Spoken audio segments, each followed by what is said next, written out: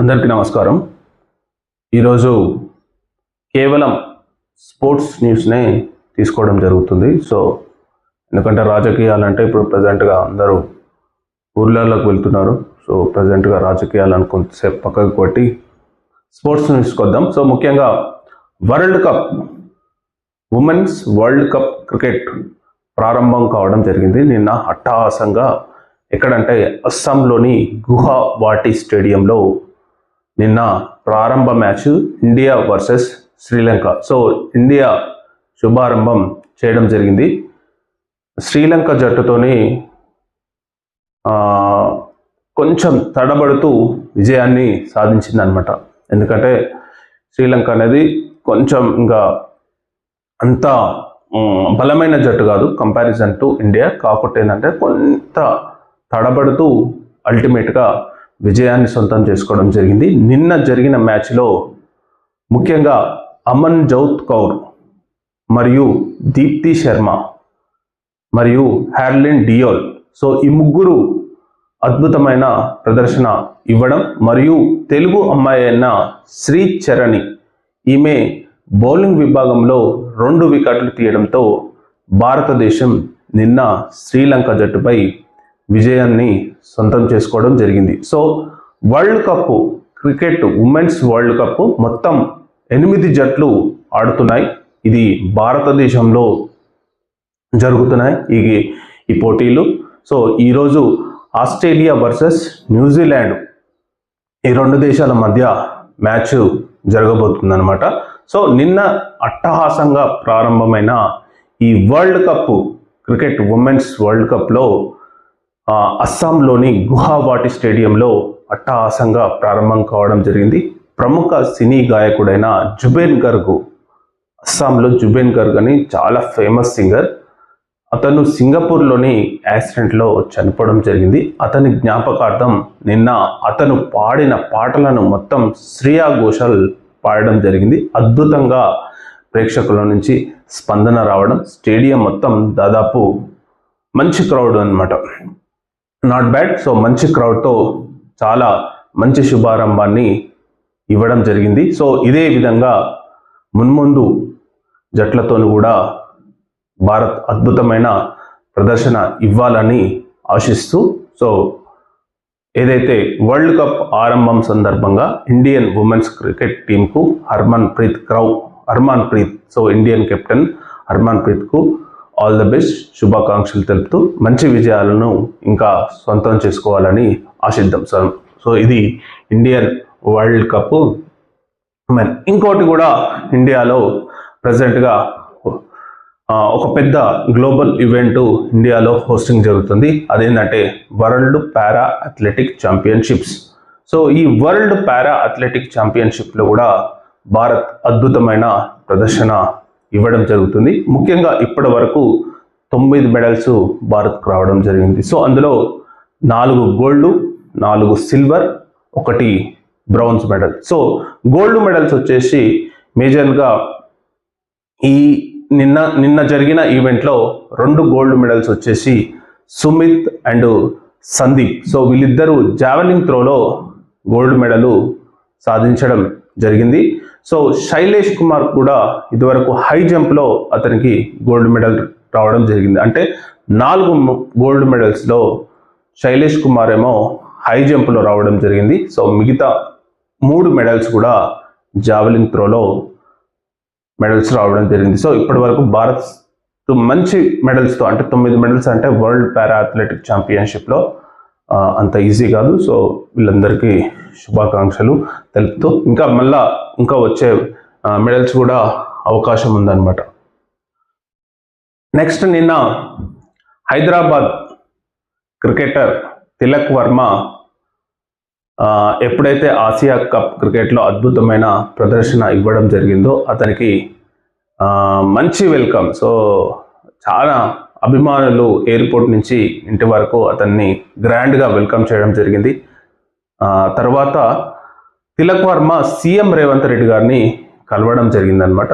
కలిసి అతనికి జెర్సీ, అంటే అతని పేరున్న జెర్సీని మరియు బ్యాట్ని బహుకరించడం జరిగింది. ఈ విధంగా సీఎం రేవంత్ రెడ్డి గారు అద్భుత ప్రదర్శన ఇచ్చిన తిలక్ వర్మకు అభినందించడం జరిగింది. ఇంకొకటి ఏంటంటే తిలక్ వర్మ నిన్న అంటే అతను చిన్నప్పటి నుంచి ఏదైతే స్టేడియంలో లెహగ్ స్టేడియంలో నేర్చుకున్నాడో ఆ స్టేడియానికి వెళ్ళి సందడి చేయడం జరిగింది. ముఖ్యంగా అతని కోచ్ అయిన సలీం పృథ్వీరాజులను అతను గుర్తు తెచ్చుకోవడం జరిగింది. అంటే ఎవరైనా సరే చిన్నప్పటి నుంచి ఏదైతే గురువు ఉన్నారో అతను ఒక మాట చెప్పడం జరిగింది. సచిన్ టెండూల్కర్, విరాట్ కోహ్లీ, సో ఇంత పెద్ద లెజెండరీ ప్లేయర్స్, వీళ్ళు ఎంత పెద్దగా ఎదిగినా కూడా వాళ్ళ కోచ్లకు ఎప్పుడు ఆ గౌరవం, ఆ మర్యాద, ఆ స్థానం అనేది ఎప్పుడూ ఇచ్చేదన్నమాట. సో సచిన్ టెండూల్కర్ ఎంత రెస్పెక్ట్ ఇచ్చేదో తెలుసు, విరాట్ కోహ్లీ వాళ్ళ కోచ్లకు ఎంత రెస్పెక్ట్ ఇచ్చేదో తెలుసు మనకు. సో అదే విధంగా నేను కూడా ఫాలో అవుతా అని చెప్పి నేను ఎంత పెద్దగైనా ఇప్పుడు ఈరోజు అందరూ ఇలా మెచ్చుకుంటున్నారు, కానీ కొన్ని రోజుల క్రితం వీళ్ళిద్దరే నా వెనకాలరు, మా తల్లిదండ్రులు సో అని చెప్పి ఒక ప్రకటన అయితే చేయడం జరిగింది. సో ఇక్కడ తిలక్ వర్మ గురించి చెప్పాలంటే తెలుగు ప్రజలు ఎన్నో సంవత్సరాలుగా ఒక మంచి క్రికెటర్కు కావాలని చాలా రోజుల నుంచి క్రికెట్లో ఒక్క తెలుగువాడు కూడా అద్భుతమైన ఫేమస్గా వెళ్ళలేదని చెప్పే బాధ ఉంటుంది. ఫర్ ఎగ్జాంపుల్ మనకు 90s చూస్తే అజారుద్దీన్ ఉన్నా కానీ అజారుద్దీన్కి తెలుగుకు అంత కనెక్షన్ లేదనమాట. ఎందుకంటే Azharuddin particularly Hyderabad plus that ఆయనకు తెలుగు రాదు, ప్లస్ అతను ఎక్కువగా ముంబైలో ఉండేవాడు. సో తెలుగుకు అనేది కనెక్షన్ లేదు అజారుద్దీన్. ఈవెన్ అప్పుడు కంబైన్డ్ ఆంధ్రప్రదేశ్ స్టేట్ అయినా అంత కనెక్షన్ లేదు.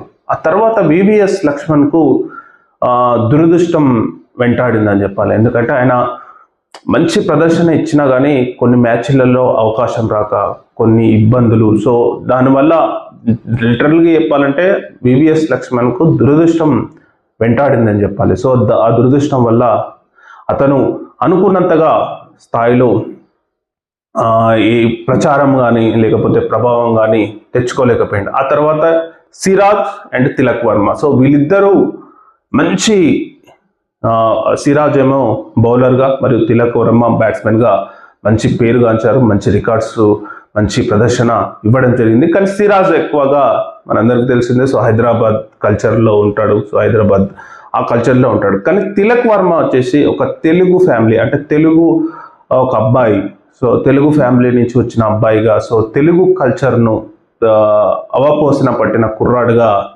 చాలామంది అభిమానాన్ని చూరగొన్నాడు అనమాట. సో నాకు తెలిసి ఇప్పుడు తిలక్ వర్మ అంటే ఇప్పుడు క్రికెట్లో ఒక మస్తు ఫేమ్గా ఎదిగే ఛాన్స్ ఉందన్నమాట. సో ఎంతో ఉన్నత భవిష్యత్తు కలిగిన క్రికెటర్గా తిలక్ వర్మ తెలుగు ప్రజలకు ఒక ఆశాకిరణంగా కనిపిస్తున్నాడు. సో అతను మంచి క్రమశిక్షణ కలిగిన అబ్బాయిగా, మనందరికి తెలిసిందే వాళ్ళు ఫ్యామిలీ పర్సన్, మంచి క్రమశిక్షణ, సో ఇంత కలిగిన తిలక్ వర్మ మంచి భవిష్యత్తు ఉంది. సో మంచిగా ఎదగాలని ఇంకా కోరుకుందాం అన్నమాట. నెక్స్ట్ అతనికి హైదరాబాద్ క్రికెట్ అసోసియేషన్ నజరానా కూడా ఇవ్వడం జరిగింది. సో 10 లక్షల రూపాయలు ఇద్దరికి, సిరాజ్కు మరియు తిలక్ వర్మకు ఇద్దరికి బహుమానం, అంటే ఏషియన్ కప్ లేని కాకుండా క్రికెట్లో మంచి ప్రదర్శన ఇస్తున్నందుకు వీళ్ళిద్దరికీ నజరానాగా హెచ్సిఏ ప్రకటించడం జరిగిందనమాట. So next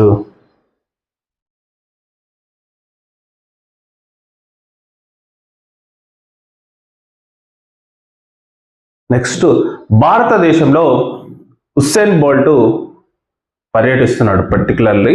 so Usain bolt అంటే ప్రపంచంలోనే దిగ్గజ స్ప్రింటర్, సో ఫాస్టెస్ట్ రన్నర్గా ప్రఖ్యాతిగాంచాడు. సో 2008 నుంచి 2016 వరకు గ్రౌండ్లో రన్నింగ్లో తిరుగులేని రారాజుగా 8 గోల్డ్ మెడల్స్ సాధించడం జరిగింది. So 100 metres, 200 metres, 400 metres, so ఏ ఈవెంట్లోనైనా ఒక 3 ఒలింపిక్స్లో అతని రికార్డ్స్ అనేవి చెక్కు చెదరకుండా ఉండడం జరిగింది. సో అట్లాంటి దిగ్గజ స్ప్రింటర్ ఉస్సేన్ బోల్ట్ ప్రెసెంట్గా న్యూఢిల్లీలో పర్యటిస్తున్నాడు. న్యూఢిల్లీలోని ఒక ఏరియాలో అతను స్ప్రింటర్ అంటే రన్నింగ్ చేయడం జరిగిందనమాట. ఎవరితోనంటే మన భారత స్ప్రింటర్ అయిన అన్మేష్ కురుజీ. సో అన్మేష్ కురుజీ అంటే మనకు ఇప్పుడు హుస్సేన్ బోల్ట్ ఎలా ప్రపంచంలో నెంబర్ 1 అంటున్నామో, సో భారతదేశంలో అనిమేష్ గురూజీ నెంబర్ 1 అనమాట. సో నేషనల్ రికార్డు ఫాస్టెస్ట్ రన్నర్గా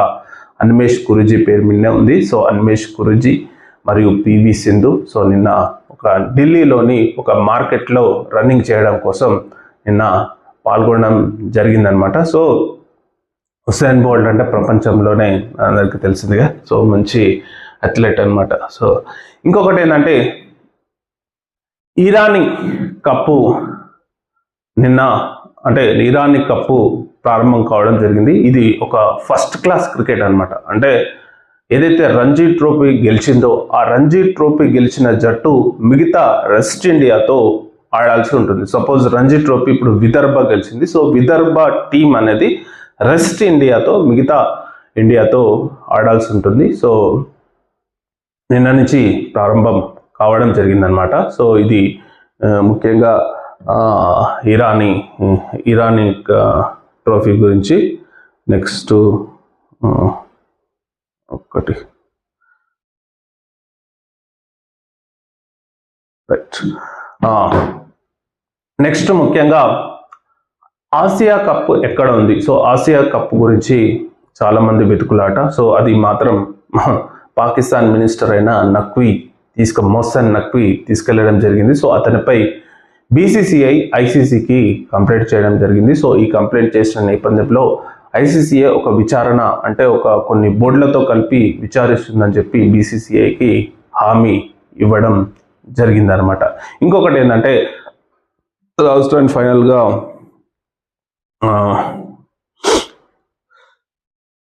ప్రపంచ జూనియర్ షూటింగ్ ప్రపంచ కప్పు ప్రెసెంట్గా పోటీలు జరుగుతున్నాయి ఢిల్లీలోనే. సో ఇందులో ఇషా అండ్ హిమాంశు వీళ్ళిద్దరికీ ఫైనల్ అంటే గోల్డ్ మెడల్ రావడం జరిగింది. సో 10 మీటర్ల ఎయిర్ రైఫిల్ మిక్స్డ్ టీమ్ విభాగంలో ఎయిర్ రైఫిల్ మిక్స్డ్ టీమ్ విభాగంలో ఇషా మరియు హిమాంశుకు వీళ్ళిద్దరికీ గోల్డ్ మెడల్ రావడం జరిగింది. సో ఇందులో కూడా మంచి మెడల్స్ రావడం జరుగుతుంది అనమాట. జూనియర్ ప్రపంచ కప్ షూటింగ్ పోటీలు ప్రజెంట్గా జరుగుతున్నాయి. సో ఇండియాలో ఇంకొకటి ఆక్వా అథ్లెటిక్ ఛాంపియన్షిప్ ప్రజెంట్గా గుజరాత్లోని అహ్మదాబాద్లో జరుగుతున్నాయి. సో ఈ పోటీలో Srihari Nataraj 200 metres freestyle విభాగంలో అంటే స్విమ్మింగ్ విభాగంలో ఫ్రీ స్టైల్ విభాగంలో సిల్వర్ మెడల్ గెలుచుకోవడం జరిగిందనమాట. సో ఇది Asian aquatic Asia swimming championship పోటీలు అనమాట. సో ఇవి ప్రజెంట్గా గుజరాత్లో వీర్ సావర్కర్ స్పోర్ట్స్ కాంప్లెక్స్లో స్టార్ట్ కావడం జరిగిందనమాట. సో ఇవి మేజర్గా ఇండియాలో జరుగుతున్న పోటీలు మరియు sports news. Thank you very much.